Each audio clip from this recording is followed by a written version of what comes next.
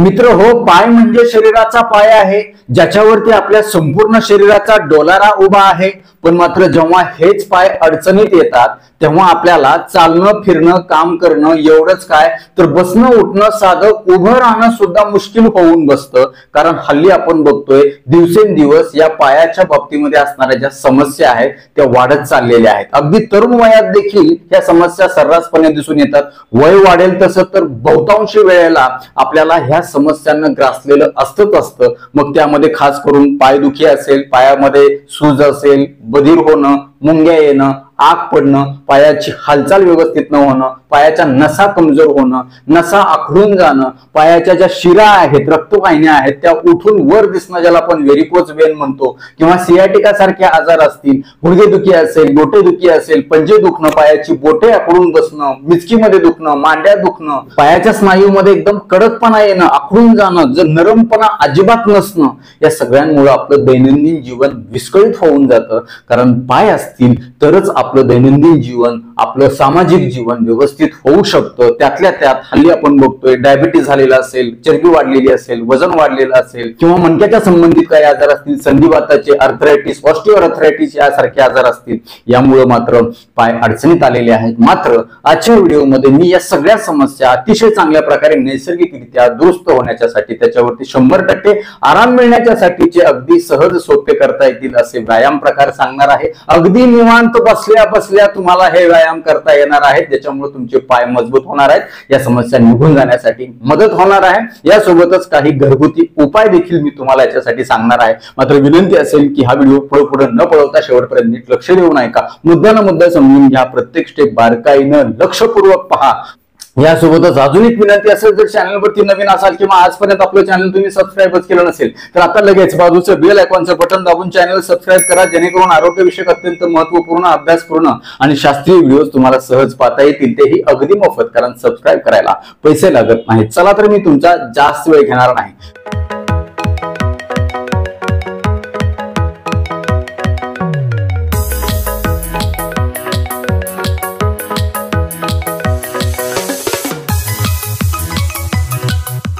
मित्र हो, सगळ्यात सुरुवातीला आपण बघणार आहोत पाय मजबूत करणारे व्यायाम कुठले आहेत. या समस्येपासून दूर राहण्यासाठी आपल्याला हे व्यायाम प्रकार दररोज फक्त 10 मिनिट करायचे, त्याच्यापेक्षा जास्त अजिबात तुम्हाला लोड घ्यायची गरज नाही. तर सगळ्यात सुरुवातीला आपल्याला काय करायचंय, अशा पद्धतीनं पाय लांबून बसायचे आहे.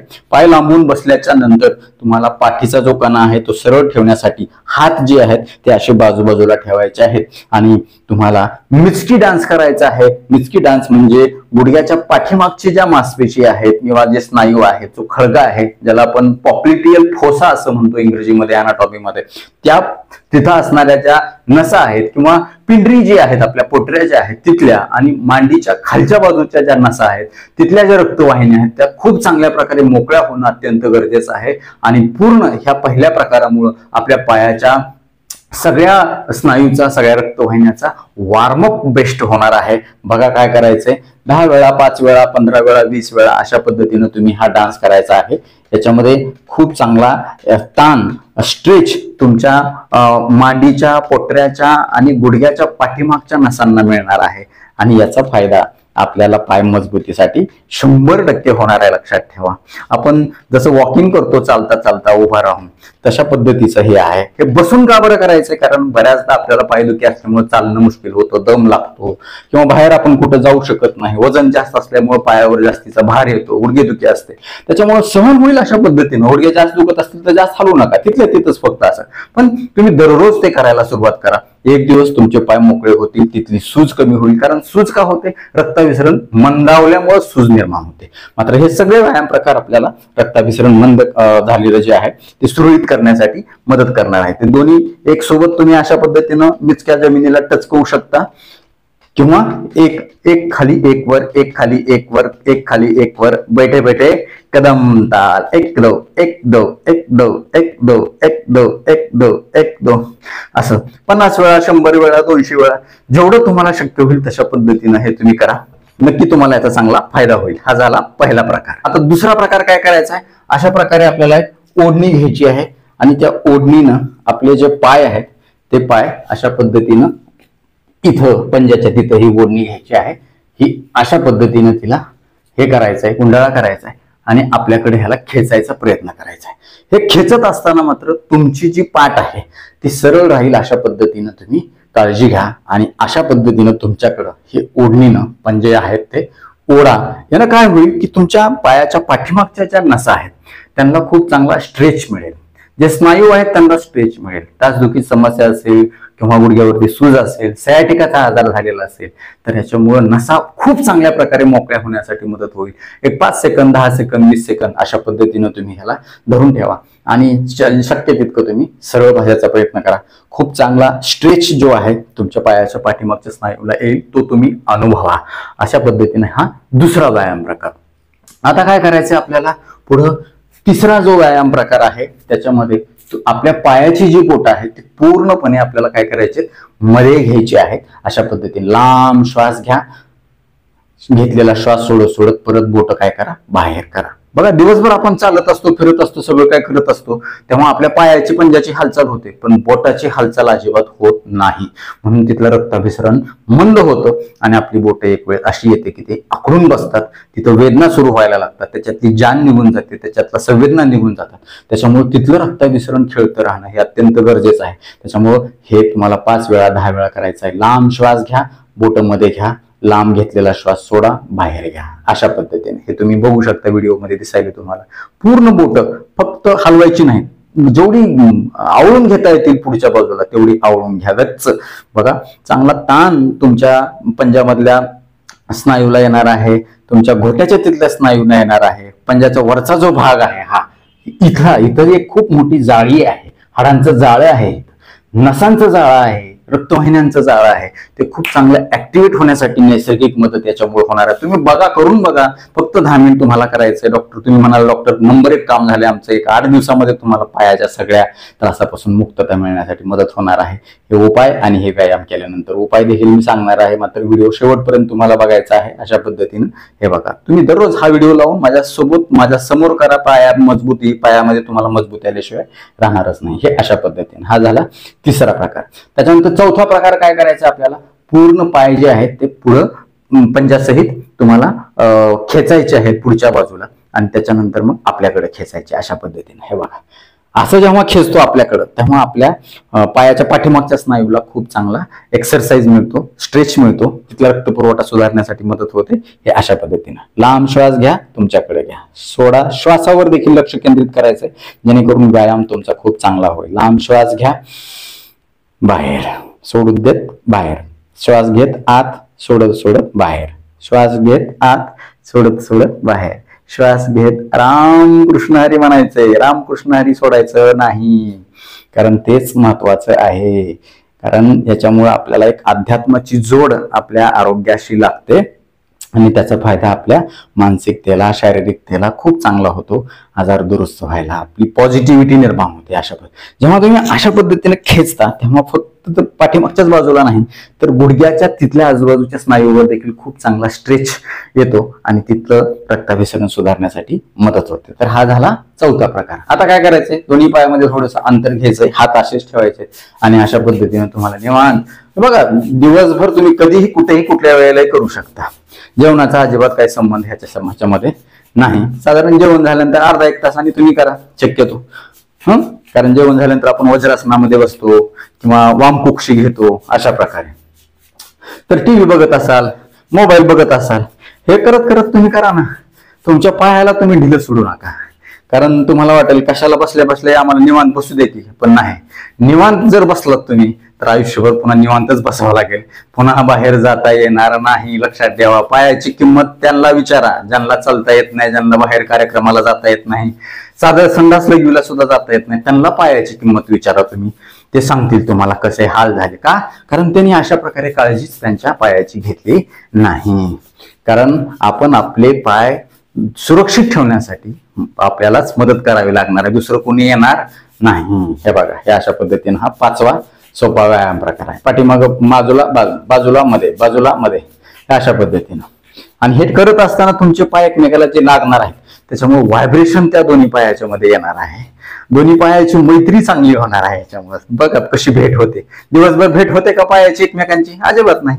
हे बघा अशा पद्धतीने एकतर तुम्ही आडी घालून असं कंटिन्यू बसलेला असता किंवा मांडी घालून बसलेला असता, पण पायाचा जो हालचाल शास्त्रोक्त होणं आहे ते अजिबात होत नाही. त्याच्यामुळं हा प्रकार तुमच्या लक्षात आला. आता 6वा प्रकार काय करायचा आहे? दोन्ही जे पंजे आहेत ते एकमेकाला जुळवायचे आहेत आणि तुम्हाला काय करायचे आहे?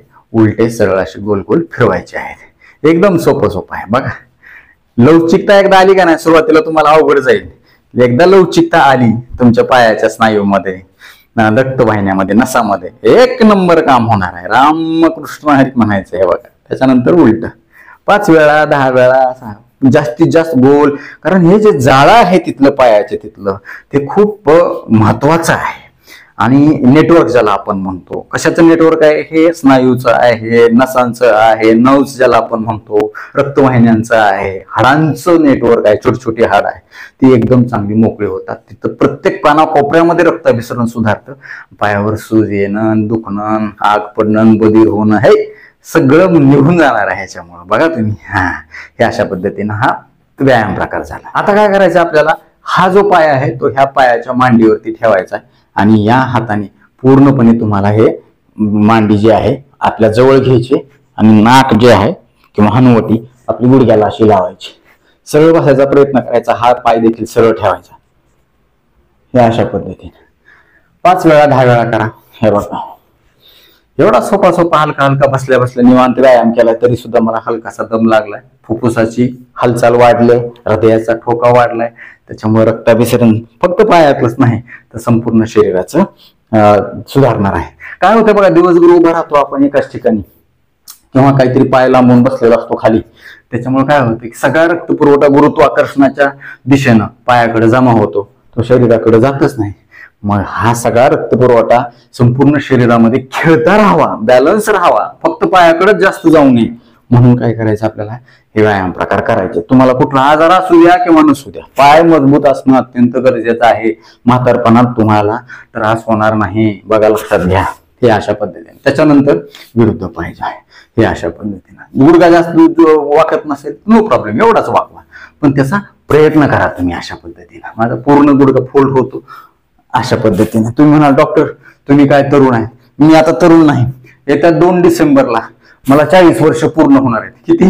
40. तुम्ही म्हणाल 40 काय लय झाले का? तर माझ्यासाठी ते भरपूर आहेत. कारण आता माझाच मला विश्वास बसत नाही मी 40 वर्ष पूर्ण करणार आहे 2 डिसेंबरला.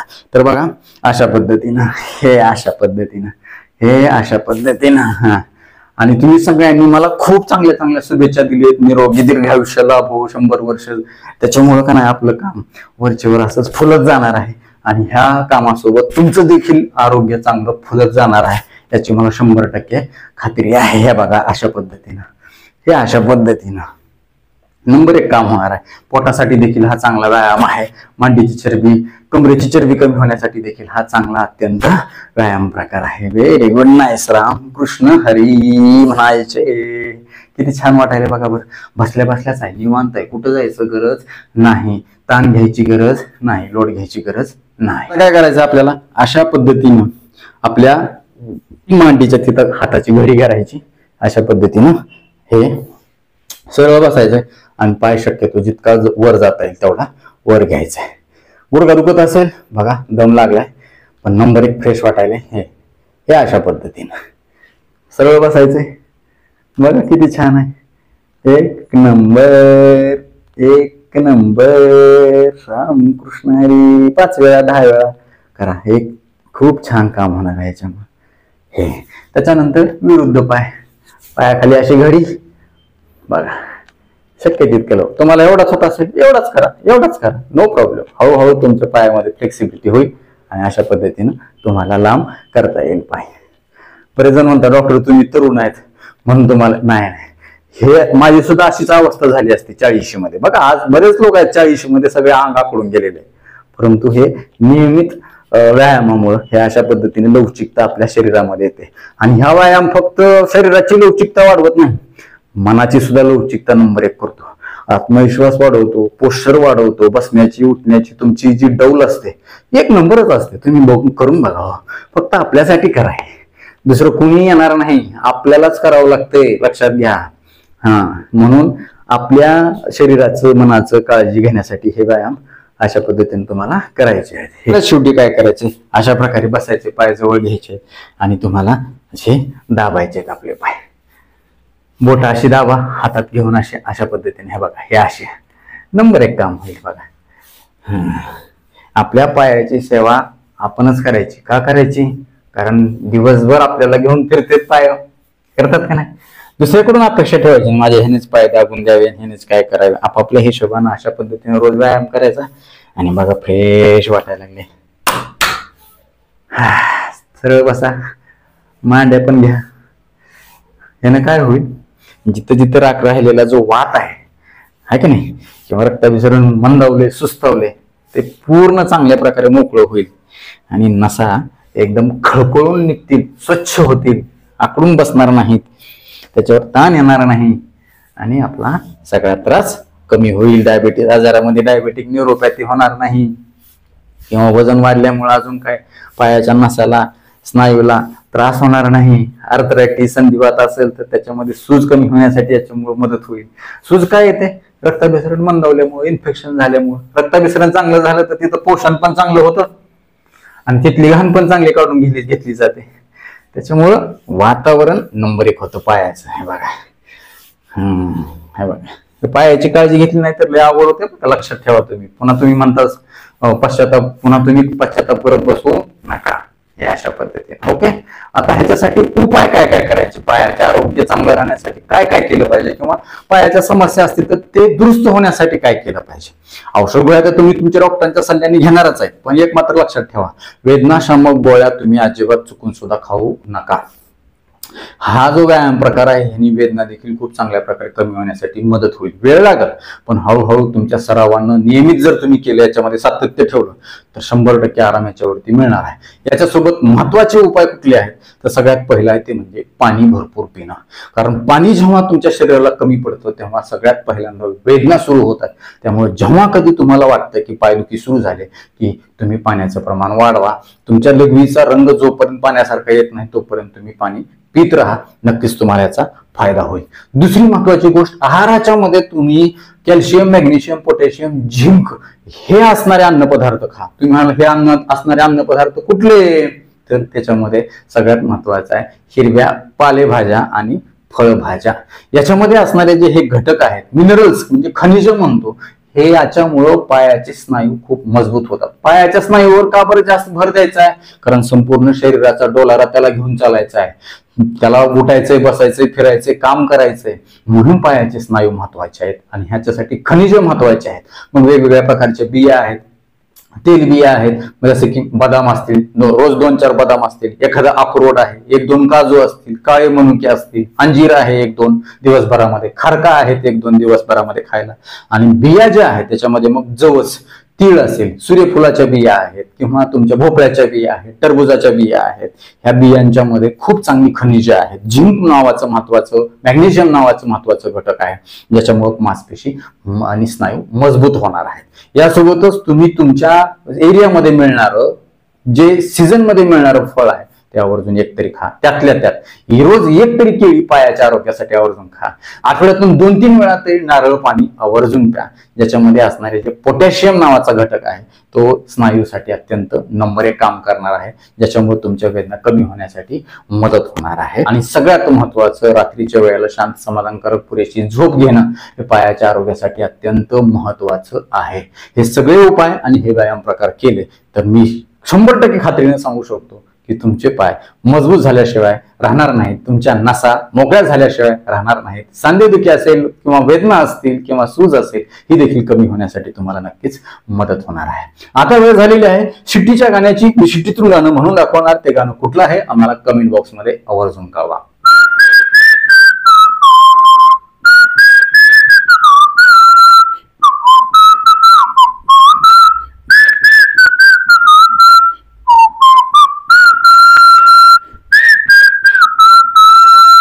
तर नक्कीच मित्र हा व्हिडिओ तुम्हाला उपयुक्त वाटलाच असेल याची मला खात्री आहे. व्हिडिओतली एक जरी गोष्ट तुमच्यासाठी महत्वाची कामाची वाटली असेल तर कृपया लाईकचं बटन न दाबता पुढे जाऊ नका. जेव्हा तुम्ही आवर्जून न चुकता लाईक करता तेव्हा आम्ही आवर्जून वेळ काढून व्हिडिओ बनवल्याचं समाधान मिळतं, सार्थक झाल्याचं वाटतं. यासोबतच हा व्हिडिओ आपल्या जास्तीत जास्त मित्र नातेवाईकांना शेअर करा, जे थकलेले आहेत, ज्यांना पायदुखी आहे, सांधेदुखी आहे, त्यांना सियाटिकाचा त्रास आहे, मांड्या दुखतात, मिचक्या दुखतात, गुडघे दुखतात, पंजे दुखतात, पायाची बोटं आखडलेली आहेत, त्यांना हा शेअर करा, जेणेकरून त्यांच्या देखील वेदना त्रास कमी होईल. ते तुम्हाला थँक्यू म्हणतील, मला देखील दुवा देतील, छान छान आशीर्वाद देतील. ज्या ज्या गोष्टी आपल्याला चांगल्या माहित आहेत त्या इतरांना आवर्जून सांगा, त्याचं पुण्य आपल्याला कळत न कळत मिळतं.